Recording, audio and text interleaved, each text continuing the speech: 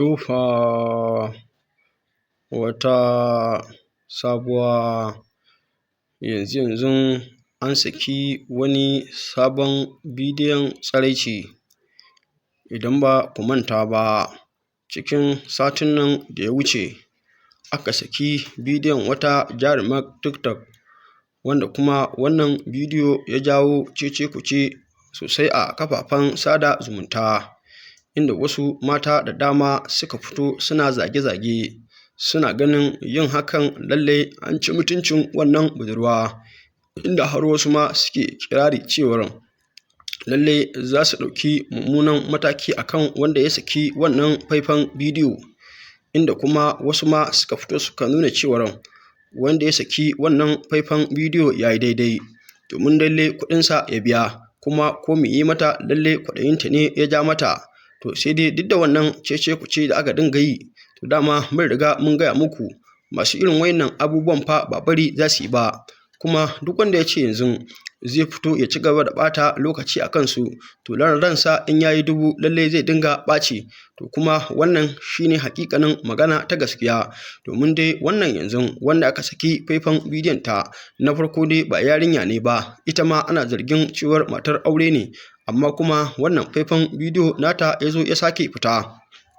wanda kuma shi ma yanzu ya jawo cece-kuce, wanda yanzu idan wancan yanzu ka ce lallai za ka ɗauki mataki saboda tana budurwa, to ita kuma yanzu wannan sai ka ce menene, shi ma za ka ɗauki matakin ne, wanda kuma lallai duk wanda ya ce zai bi ta wa'innan mata, to lallai rayuwar shi tana cikin haɗari, domin dai duk mai bibiyan kafafen sada zumunta in dai har zai gaya ma rayuwarsa gaskiya, ya ga irin abubuwan da mata suke yi, wanda abu ne wanda bai dace ba, kuma da dama wasu dama ka san kawai kuru-kuru suna fitowa ne suna nuna cewar lallai su karuwai ne, wanda kuma tun a wannan lokaci shi mai cewa in an saki bidiyon tsiraicin zai ɗauki mataki akan wanda suka saki wannan faifan bidiyo. Ni ina ganin su da suke tallar tsiraicin su ya kamata tun farko a fara dakatarwa kafin a ɗauki mataki akan wanda yake sakin bidiyon tsiraicin nasu, domin duk wanda ka ga lallai yanzu an saki bidiyon tsiraicin ta, to lallai ba tilasta mata aka yi da ƙarfin tsiya ba, lallai aka yi wannan bidiyo aka saki, a'a da yaddanta ne aka yi wannan bidiyo lallai aka saki, domin ko da wani lokaci yau inda zuwa ta aurenta, ina gani da matukar wahala kaga irin wannan faifan bidiyo nata ya fita. In ko kaga ya fita, to lallai shi ma ko son zuciyarta ne yasa ta fita, tunda mafi yawanci duk wanda kake ganin ana sakin faifan bidiyon tsiraicin nan nasu, to dama za ka ga lallai wanda suke kira da sunan cewar lallai su 'yan mata ne suke zuwa suke aikata irin wa'innan abubuwa. Wasu kuma da dama za ka samu cewar lallai sun riga sun bar gaban iyayensu sun tafi harkar duniyancinsu ne, lallai haka take samun su. To shi yasa kuma ko da wani lokaci zaka ga lallai ake cewa da yarinyar ka ta isa aure tun tana shekaru 10, lallai ka kokari ka aurar da ita. To amma mafi yawanci shi a tsarin ƙasar nan tamu Najeriya, dama sun fa gane cewa lallai ko da za a aurar da yarinya ne sai ta kai shekaru 18. To amma yanzu a ƙasar nan tamu Najeriya ma za ka ga akwai 'yan mata wanda sun kai 18 su biyu, kuma suna nan ba su aure ba, kuma a haka wai ana kiransu da 'yan mata, wanda kuma kowa san cewa lallai renin wayo ne, domin mace idan an mata aure da wuri tana shekara 15 za ta iya haihuwa, wanda za ta kai shekaru 30 a lokacin lallai za ta iya aurar da yarta, kuma kowa san cewar haka tana faruwa. To amma yanzu a ƙasar nan tamu Najeriya sai ka ga sanan lallai kamar da na gaya muku, mace ta shekaru 35 kuma wai a haka tana kiran kanta budurwa, lallai ba ta aure ba, wanda kuma za ka ga da dama ƙawarta ma lallai tana kokarin ta aurar da yarta ne, a wannan lokacin za a ga tana kokarin ta aure. Abin da zai baka haushi shine wani lokacin da yara suke kanana da dama mutane za su fito lallai sa son su aure su, to amma babban rainin hankali shine a wannan lokaci sai kaji an ce lallai bata isa aure ba, ko kuma kaji an ce lallai tana karatu, to a wannan lokaci ba za a aurar da ita ba har sai irin haka ya zo ya faru. Daga baya kuma sannan sai a zo a dinga dafe-dafe, shin wane ne kuma yanzu ya kamata ya aure ta, wanda kuma aure ne wannan ba shiri, wanda kuma lallai wanda ya kamata a zaba, to lallai ba za a zabe shi ba, domin ko da wani lokaci tunda ka fito ka nuna cewa lalle kai fa ba nagari ne ba, to babu yadda za a yi kuma lalle in ka tashi aure lalle ka samu nagari, tunda abinda ka fito a zahiri kenan ka nuna. Abinda zai baka haushi shi da tunda wannan kafafen sada zumunta zo da dama yanzu mutane za ka ga mafi yawanci asirin su yake tonuwa, maimakon a'a a ce lalle asirin su ya rufu, domin lokacin da babu kafafen sada zumunta irin waɗannan bidiyoyi da matukar wahala lalle kaji an ce lalle an same su na mutum hakan iya da matukar wahala. To amma yanzu saboda zuwan kafafen sada zumunta ne komai aka yanzu za ga babu shiri take yanke an ɗauki waya an ɗauki wannan bidiyo sai dai ganshi yana yawo a kafafen sada zumunta. Wani abun kana sani an ɗauka, wani abun ma lalle ba za ka taɓa sanin lalle an ɗauka ba, sai ka ga lalle an ɗauka an yaɗa a kafafen sada zumunta. Abin da zai baka haushi shine yanzu za ka ga ko mutanen mu ne aka ga suna faɗa maimakon ka ga an yi ƙoƙarin an raba su, sai ka ga ba shi ake ƙoƙari ai ba, Allah Allah yake a sa kyamara a ɗauki wannan abu a sa a kafafen sada zumunta. Kuma ka rasa cewar masu irin wannan abun idan sun yi shi lalle ka rasa shin wane ne za su burge na yin wannan abu. Yanzu ita wannan mata lalle da faifan bidiyon nata yanzu ita ma yanzu ya zo ya fita kuma za ta nuna cewa kila kuskure ne ko kuma a'a ta nuna cewa lalle an ɗauki wannan abun lalle ba da sanin ta ne ba. To amma ko da wani lokaci kamar yadda Hausawa suke cewa duk wanda ya hau motar kwaɗayi lalle zai sauka tashar wulakanci. To wannan lalle shine hakikanin magana na gaskiya, domin duk abin da ka san ba daidai ba to ko da wani lokaci lalle ka dinga kokari kana kiyaye wannan abun, shine lalle zai barka ka zauna lafiya. Amma kuma matakar kace kai ba za ka kiyaye ba, za ka fi son zuciyarka ne ka yadda ka ga dama, to lalle dole za ka ga yadda ba ka ga dama ba. Abinda kuma zai ci gaba da faruwa kenan da irin wa'annan mata lalle idan ba su daina haka ba, tunda dai kowa san cewa yanzu kyamarori ga sun da dama ne kala daban-daban, wanda kuma lalle ana iya ɗaukar hoto da su. Wani abu ma ba za ka taba gane cewa lalle kyamara ne ba, lalle sai an gaya ma cewa lalle kyamara ne, saboda kullum abubuwan suna karuwa ne. To shi yasa kake gani yanzu ita rayuwar nan da kake gani ana lallabawa ne. Kuma kamar yadda za ka ga wasu matan da dama suke fitowa suna faɗa cewa lalle idan mace lalle ta dogara ta kama sana'a ko da a gidan mijinta ne to duk abin da take bukata za ta yi. To amma mafi yawanci su masu irin wannan su suna ganin cewa lalle idan suna gidajen mazajen su suna ganin cewa lalle kamar ba su taba samun wani kuɗi ne ba, a'a dole sai sun biyo ta wannan hanya, wanda kuma kamar da ko muke ga mu kowane lokaci shi lalle arziki nufin Allah ne. Ko dai ke karuwanci ko kuma ke sana'a duk dai inda kika nema lalle shi arzikinka rabanka ba zai taɓa wuce ba, lalle zaka samu bakin gwargwadon rabanka. To amma wasu kwata-kwata ba sa tunanin da haka, sai su dinga ganin cewa lalle irin wannan mummunan rayuwa suna ganin cewa ta wannan hanyar ne za su fi samun kuɗi. Abin da zai baka haushi kuma shi dama irin wa'annan abubuwan da suke faruwa jawara su yi in mata su yi matan aure su yi ko da wani lokaci ba irin wanda ba a kama da irin wa'annan abubuwan, sai dai kamar yadda muke gaya muku shine lalle kiyayewan a bari shi ya bi, domin shi yanzu irin wannan abun ko ba dan Allah ba shin ko dan irin wannan ciwukan da ake yawan ɗauka a koda wani lokaci ni ina ganin irin wa'annan abubuwan ko dan gudun haka yanzu zai sa mutum lalle ya dinga kiyayewa. To amma mutanen mu kwata-kwata ba su tani da haka, shi yasa kake ganin wannan cuta mai karya garkuwar jiki kullum kake ganin take ƙara yawa ƙasar nan tamu Najeriya. wanda kuma mutane duk in sun kamu da shi za a ga suna ɓoye kansu ne, ba su bayyana kansu. Wasu kuma da sun kamu dalilin haka za a ga lalle suna ta kokari su dinga zinace suna ƙara yaɗa wannan abu, wanda kuma ya kamata a ce ma mutum idan ya kamu da wannan ciwon ne ko da a ce tun farko bai dama ba, to yanzu ya kamata a ce yana dama ne ya koma ga Allah kuma ya kiyaye kare ƙara sa muni tunda shi an riga an sa masa. To amma mutanen mu sai ga mutum ya ce ai yanzu tunda shi bala'i ya same shi to yana fata lalle bala'i ya samu kowa ne, kuma haka zai fi ta kokari ya dinga jogana mutane. Wasu ma abin da zai baka haushi shine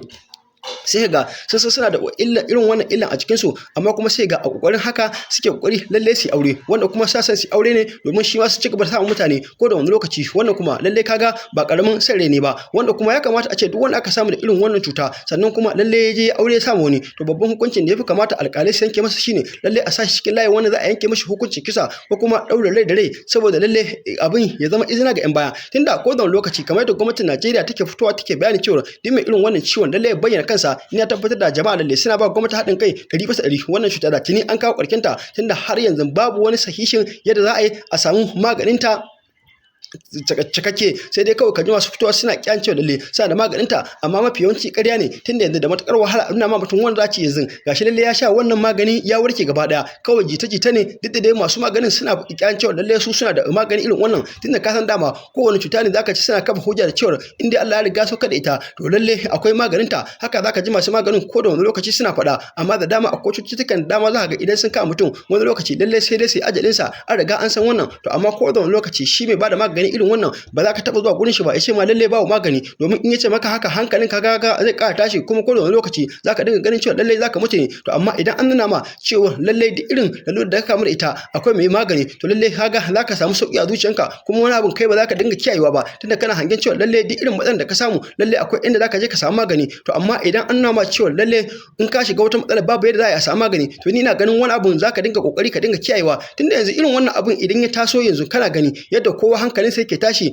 tun daga ganyen al'umma musulmai da kuma wanda abin ya shafe shi kanshi kai yanzu ko mutanen anguwarsu suka ga wannan abu lalle ba su taɓa jin daɗi ba kuma sun san abu ne mummuna wanda kuma duk mai mutumin kirki lalle ba zai taɓa farin ciki da wannan abin da ya samu wannan baiwa Allah ba. To amma sai dai wani lokaci kuma in ka duba ka ga cewa lalle laifin su ne su matan da suke zuwa suna aikata hakan tunda sun san cewa dama haka tana faruwa ba su ɗaya ba su biyu kuma abin nan ya sha faruwa. Don Allah dan annabi idan yau ne farkon zuwa ka wanta shata mu ka danna mana alamar subscribe ka danna mana alamar ƙararrawa kai share din bidiyon nan kai lakin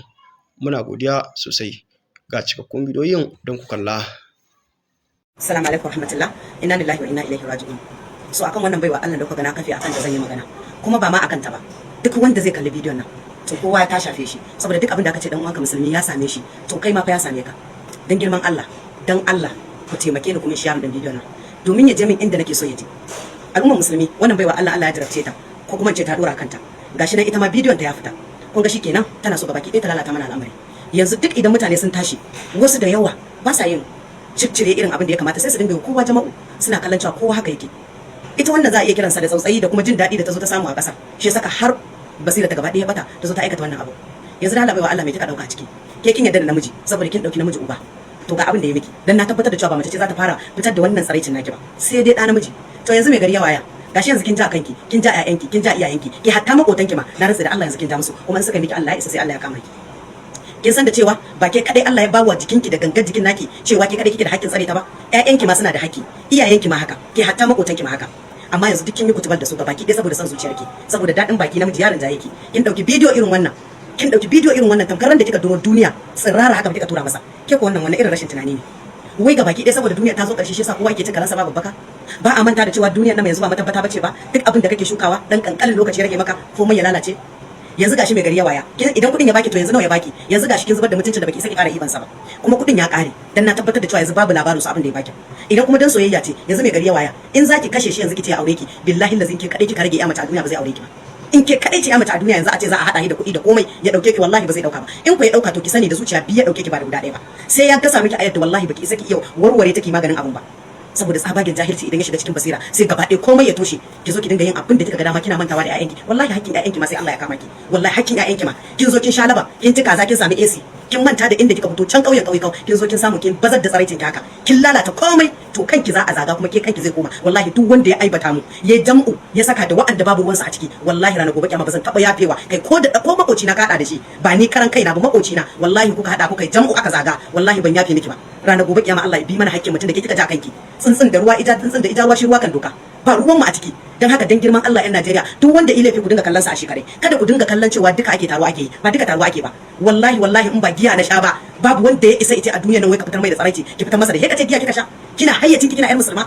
ko mijinki ne ballantana wani banza saurayi kawai ki zo ki zubar da mutuncin kanki ki ja mana zagi to Allah ya isa duk uban da isa sunana a ciki kai ko baka ambaci sunana ba in dai kace yan makanna to tunda ina ciki wallahi ban yafe miki ba duk wanda kika sa ya aibata ne zage mu ubangiji Allah ya saka mu ko akan makoci na ma wallahi na aryawan kowa na ci musu albasa duk wanda kika sa aka zage mu wallahi babu hannun mu babu sanin mu Allah ya bi mana hakkin mu Allah ya takkara ya jibga ya akan ki da ke da wanda ya fitar da bidiyon me gari yawa ya irin wannan Allah ya isa wallahi tsakanin mu da ku da wanda ya fitar din da ke da kika yi din ubangiji Allah ya saka mana mana hakkin mu shine iya abin da zan ce wallahi ya rabbi Allah ka kare mu ka raba mu da mummunan kaddara wato ko wannan shine ake cewa duk wanda ya ki jin bari ba ya ki jin uhu ba in baka yi sharan masallaci ba kai na kasuwa wato ko ina ta jin ana ta putting blames a maza ana cewa namiji ne mai laifi namiji kaza yaudara maza kaza waye mutu waye dawo. One thing about musulunci ko duk wanda ya ki bin tarbiyyar da musulunci ya dora shi a kai duk wanda iyayen shi ke kokarin dora shi a tarbiyya duk lalacewan fa iyaye duk iskancin iyaye ba su taba so su ga cewa sun sa ka a tarbiyya gurbatacce ba sai dai me tarbiyyar da suke baka daban tarbiyyar da mu yara muke zuwa muke daukowa can daban. Wa'ansu da yawa ma tsoron iyayen suke ba sa jin tsoron iyayen su saboda me iyayen su ba sai su gaya musu ba suna fakewa da cewa su suke neman ma iyayen abinci su suke kula da iyayen suke ciyar da iyayen su suke zuwa suke raba. Just imagine cewa al'auran mace ne wai zaka ga ana video call 5,000 10,000 20,000 wai mu video call ki nuna min tsaraicin ki. Matan nan fa gaba ɗaya a cikin kashi 100 kashi 30 su ne waɗanda za a ce an yaudare su ne an yi manipulating ɗinsu an yi amfani da so da yaudara da waye aka yi musu wannan bidiyon ba su sani ba amma kashi 70 dukkansu duk 'yan banza ne, mazinata ne, 'yan iska ne, masu ciyar da iyayensu da kuɗin zinar, kuɗin haram, masu bin maza ne, dukkansu babu expert, babu wanda ba expert ba a cikinsu. Yanayin yadda za ku ga mace tana goho, tana waye tana bubbuɗe idanu, tana waye, kasan cewa ta riga da ta lalace, ta riga da ta saba da iskanci, da san su suke yi. Wai su fa su suke kifa kamera suke musu, su suke kifa kamera da kansu suke ma kansu. Wai kuma suna kallo wai saboda tsabagen fafarewa da iskancewa da nuna kawai kin isa. Kina zaune wai sex na blue film za a dinga yi, kuna kallon junanku, kuna kafa kanku kamera, kuna kallon junanku a biya ki. Wa'annan abubuwan fa biya ake yi. To kin zo na biya ki, what do you expect? Zai duk abin da nake so da video. A daina ganin laifin maza. Idan mace bata kai kafanta ba, mutumin na fa ba daure ta yi ba, ya ja ta ya ce zo ki zauna, zo na daure ki na miki, ba fyaɗe yayi mata ba. Dukkan su yaran daga 'yan shekara 13 zuwa 14 15 har sama duk ban cire musu hula ba. Yadda zaka ga mace ai yarinya tana kallon kwarin idan namiji ba tsoro ba komai, tana so ta ji abin da ake ji din nan. Dukkan su babu mace ma yanzu, 'yan matan yanzu dukkan su idan namiji yana zuwa baya taba su, wallahi ba sa yarda da shi, ba sa soyayya, cewa suke bai iya soyayya ba. In har namiji yana zuwa taɗi baya taba su, in har namiji ya fito musu da gaskiya. Abu ne kullum kuna kallon a social media, mace ta iya kallon blue film, ta iya website na blue film, ba irin iskancin batsan da ba ta ji, ba irin iskancin da ba ta koya, ba ta gani, so take ta ji abin da ake ji. Iyaye sun kasa tsaron yaransu, iyaye sun kasa protecting yaransu, iyaye sun kasa ba yaransu dama. Kun dora ma yaranku karfin da ku ya kamata ku dinga kula da su, kun dora musu ne za su dinga kula da ku. To dole a samu iskanci ya waitu. Iskanci yanzu ya haihuta, auren ma ba a sanyi saboda me an dora sai an yi sadaki, sai an yi kaza, sai an biya kuɗin kaza, sai an biya kuɗin kaza, sai an siya gida, sai an sa kaya kaza, sai an yi kayan gyara kaza. Duk wannan abubuwan ya sa iskanci ya zo ya yawaita yanzu, kuma da rashin tarbiyya, rashin jin tsoron Allah. Ai duk inda aka ce an bar tafarkin koyarwa Allah da manzon sa sallallahu alaihi wasallam, wallahi dole iskanci ya waitu. Duk yanda za ku yi kuna cewa wai a bari, ba za a taɓa barin wannan abun ba. Ba za a taɓa bari ba in ba hauka ba da dakikanci. Ai gani ga wani ya ishi wani tsoron Allah. An yi ba ɗaya ba biyu ba uku ba, kun ji labarin cewa wannan ya faru a guri kaza, wannan ya faru a guri kaza. Ai wani tarbiyyan ko kuma wani faɗan ko kuma wani abun ba sai an ce miki kar ki yi ba. Daga gani daga wani ya kamata ke ki gane cewa wannan abin da za ki yi fa it will put you at risk. Riskin kanku kuke yi. So don Allah da annabi ku daina zuwa kuna cewa maza sun yaudare yarinya ko kuma maza sun mata kaza, sun mata kaza. Ita ta kai kanta. Dukkan macen da zaki ga an mata wannan, babu namijin da zai ce miki dole sai kin turo min da nude video ɗinki tsiraicin ki. Babu wani namijin da zai, a cikin kashi 70 kamar yadda na faɗa, kashi 30 ne waɗanda za a musu screen recording ba su sani ba, ko kuma a yi musu video ba su sani ba. Amma duk kashin 70 na duk tatatu ne, 'yan iska ne. Allah ne kawai yake tonan asirin shi. So in za ku gyara, in ba za ku gyara ba haka za a yi ta. Tunda gindin ma a wulakance ke, to dan duniya ta gani dama a wulakance yake, ai babu daraja a ciki. Ku raba mu wannan, ku ba wannan, ku ba wannan, ku ba. To dan an zo an saka duniya ta gani dama abin da kuke so kenan. Ai abin me yasa zai muku zafi na duniya? Saboda na duniyan ba kuɗi za su biya ku ba. Idan aka gaya muku ba ji kuke ba, ai guma a dinga yi muku haka. Ai shi Allah yanzu baya bari sai an je lahira yake kama mutane. Tun a duniya zaki fara girban abin da kika shuka. In dai takamanki iskanci ne, rashin kamun kai, dole ki dinga fuskantar wa'annan abubuwa. Ai Allah da halitto kaddara kuma ya ce zaka iya canza kaddaranka ta addu'a, ta hanyar practicing da hanyoyin kirki. To baki practicing hanyoyin kirki, baka ibada, sai son abin duniya, sai son iskanci. To ta Allah ba zai dinga kama ku ba, yana tona muku asiri. Subhanallah, Allah ubangiji ya sa mu dace ya kare mu. Don Allah don annabi, idan yau ne farkon zuwa ka wanta tasha tamu, ka danna mana alamar subscribe, ka danna mana alamar ƙararrawa, kai sharing din bidiyon nan, kai lakin. Muna godiya sosai. Ga cikakkun bidiyoyin don ku kalla.